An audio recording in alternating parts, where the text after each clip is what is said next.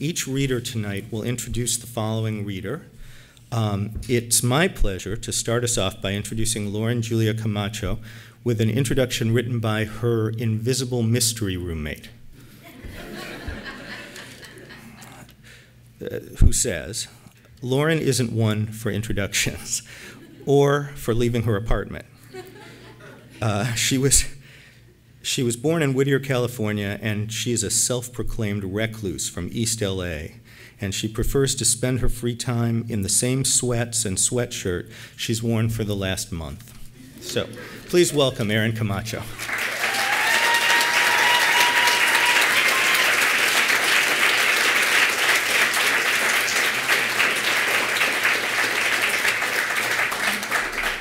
Hello. Okay, so quickly, I'd like to give thanks to faculty, classmates, friends, everybody who's made the past 2 years an enriching experience on all fronts. Thank you so much. And I'd like to give an extra special thanks to my family and friends back home for inspiring me and supporting me. And finally, and I'll try not to get emotional here, I'd like to thank my mom for absolutely everything. So tonight, you know how you go to a restaurant and you can get an appetizer sampler? Tonight you're getting a Camacho sampler, okay? So I'm reading a few chopped up short excerpts from larger pieces from a short story, a novel in progress. I've named the excerpts so they don't mix up, and that's all you should know. Also, there is quite a bit of profanity, so if there are children in the audience, prepare your earmuffs. This first one is called The Incident. I almost died once. True story. My dad was in the back of the house painting when it happened. James and I were playing in the living room, which had huge windows that went from floor to ceiling. It was cold and echoey at the time, just a few boxes and furniture. We're having a blast listening to our voices and footsteps bounce off the hardwood floors, sniffing the bare walls that smelled like fresh paint. James was probably around 7 then, but he wasn't much taller. So there we were, 2 little shits thumping around. We're playing tag, and I was grunting and drooling all over myself like a wild animal. I was a crazy-looking little kid, too. Cute, sure. But I had hair that went down on my butt that was wavy, frizzy, and always tangled. I'm gonna get you, I screamed at James, growling and moving my hair out of my face. He was laughing, taunting me, the way any sibling would. He dodged me again, this time stopping in front of the window. Hey, batter, batter, batter, batter, he shouted, bending his knees like a baseball player. He was getting ready to make a mad dash to the next plate, but I was convinced I had him. I sprang forward, pushing up and off the floor with the power of my thighs and knees. I could almost feel him in my grip as I charged him. Then, something out of Looney Tunes, his fast ass moved to the left and I went straight through that damn window. I didn't go clean through. I was sort of stuck in the middle of it, half hanging outside, half still in the living room. I pulled out instinctively. James just stood there with his mouth hanging open. There was this big-ass chunk of glass sticking out of my wrist. I looked down at it and back at him up, really confused. His eyes opened wide like a mouth. Don't do it, they said. But there was something stuck in my wrist, so I went ahead and pulled it out. Blood gushed everywhere. At the emergency room, nurses were running around like headless chickens. We have a little girl down here, about 5, with an open wound on her wrist, one yelled. Everything was swirly. I started to feel cold, and the lights around me were bleeding over everything. The only face I could focus on was my dad. He was holding my hand, telling me to be strong. Power of the mind, he said. You're a Mendoza. It was so fast and so slow. I'm a Mendoza, I said. Power of the mind. They put me on a bed thing and rolled me into this tiny room in the ER. Some young nurse was holding my arm together because the bleeding wouldn't stop. My dad was relatively calm until another nurse walked into the room with a dark blue straitjacket. What are you doing to her? My dad shouted. Sir, the doctor needs to give her stitches. It's going to be very painful. Get that fucking thing away from my daughter. But Mr. Mendoza. The doctor came in. The nurse mumbled in his ear. He looked over at my dad with nervousness in his eyes. Mr. Mendoza, we'll try it your way, but if she moves even slightly, we'll need to put the jacket on her. It won't be a problem, my dad replied, looking down at me. The doctor rolled a tin tray over. It had tons of supplies on it, a pair of scissors, needles, thread, gauze, antiseptic, a scalpel. I looked at it with tunnel vision, the way a camera zooms in on things. Look at me, my dad said. "Look over here." The doctor cleaned out some curdled blood as he examined the wound. My arm was skinny and delicate, the wrist probably no more than an inch wide. I wasn't crying anymore, though. I was just mumbling to myself, "It doesn't hurt. It doesn't hurt. That's my girl," my dad said. It really didn't hurt. I felt poking and pressure, but that's it. It probably should have. The nurse waiting with the jacket on standby, staring down at me in shock, was the evidence. I turned my head back toward the tray. "Oh no, sweetie, you don't want to look at this. Look at your daddy," the doctor said. It was too late, though. I saw 2 blue straws poking out of my open wound. They looked like, well, the veins you see on posters in 8th grade health class, just like that, except they were pointing out. Maybe they weren't veins. Maybe they were pieces of wire he tied together, but they were blue and organic looking.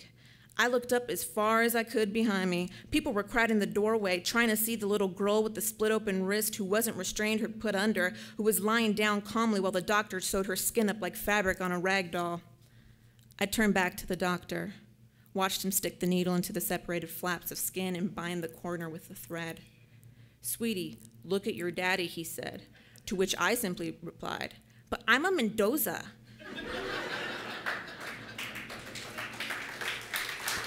Thank you. This next excerpt is called "Teenagers from Mars." So Alfonso picks me and Hector up for this house party, right? We end up paying some bum outside of ABC Liquor to buy us some tall boys. This guy smells like straight up piss, but we gotta get booze somehow. It might as well be from this guy. After a few minutes, the bum limps out of the store like a zombie, bag in hand. Drunks can barely walk and are usually the best call. We asked a tweaker once, and the asshole took off with our change and all our booze, fucker. I grabbed the paper bag and let Mr. Pee-Pee keep the change after getting a good look at his shit-covered hands. We pile into Alfonso's jacked up fucking green mustard, I don't know, Datsun or something. Alfonso always borrows it from his cousin Vero. She's hot, but this car is a tiny metal piece of shit.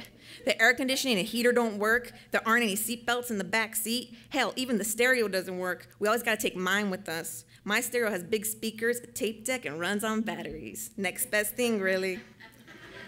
The lining on the car was stained and starting to hang, so Vero stapled a dark blue sheet to it. It didn't help. Now it just looks like a piece of shit car with the sheet stapled to the inside of it.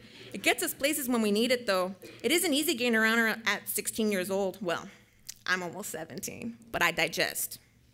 So we're driving down Beverly Boulevard, looking for this side street the party's supposed to be on. Hector and Alfonso are already bitching. "It's going to be up here on the right, Serge?" Alfonso asks. That's me, by the way.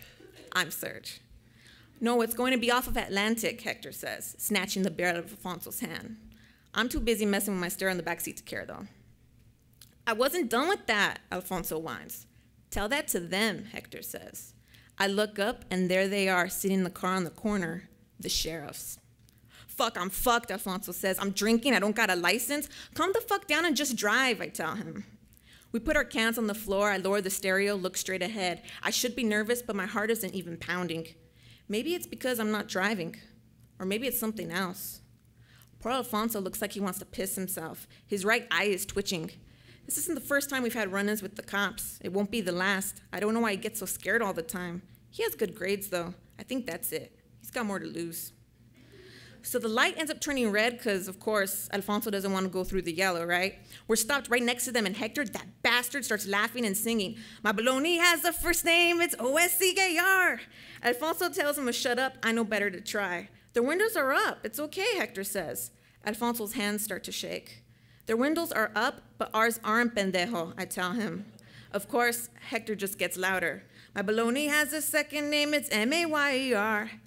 The cops look over at us just as the light turns green. As we drive away, we do mirror checks. You know, the driver keeps driving, the person sitting shotgun looks in the right rearview mirror, the people in the back look in the middle mirror. Nobody turns around. That's key. If you turn around, you're fucked. Okay, my heart is pounding now. My palms are sweating too. I'm just waiting for those sirens to turn on. I start practicing the speech in my head. How am I going to explain the booze? How am I going to explain, Alfonso not having a license? I mean, I'm the talker. I'm the only one that's cool-headed enough to talk to them. Once I took this speech class, right? And I showed up for class without the crap that I needed on the subject we were debating. It was like cigarettes or some shit. So what I do? I spent the whole time arguing that the topic was something else. I convinced half those fuckers that they'd gotten mixed up. The teacher was so impressed, he gave me an A anyway, the only A I ever got. Maybe the cops won't stop us. I mean, we don't look suspect. Hell, I have a shaved head, but I'm wearing my lucky white beanie and a Misfits shirt. And Hector, well, that asshole looks like a brown fucking Ronald McDonald with his red-ass hair. Seriously, my boy is dark as fuck, and his hair is bright cherry red. Are they coming? Are they coming? Alfonso starts freaking out. Mr. ROTC with his crew-cut hair and polo shirt. They aren't following us, though. The cop car is an ant in the mirror by the time we finally find that damn street. And just like that, we make a right turn to freedom.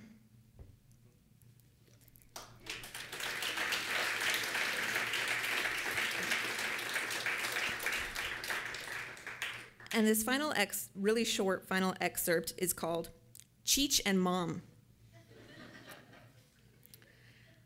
I smoked weed for the first time when I was 12 years old. It was out of a small wooden pipe on the back porch of my family's East Los house. I'd wandered outside to ask my mom something, and there she was, sitting on the cement stairs with it. I'm sorry, Mama, I'll wait. No, it's okay, come sit down, she said. It took me 5 minutes just to walk a couple feet. It smells like a skunk out here. Do you know what this is? She asked. I think so. I'd actually known what weed was since I was 7, when some junior high school kids tried to sell us grade schoolers a baggie of oregano through the chain-link fence that divided the schoolyards. People were doing this and more when I was your age, my mom said. I'd rather you try it now, with me, so you don't freak out somewhere and get yourself in trouble with cops or at school, or worse, with a boy. She took another hit. It was fucking amazing, the way she held it in for just the right amount of time and blew it out with ease. When she put the pipe in my hand, my stomach turned and thumped the way wet rugs rise and fall in the laundromat dryer.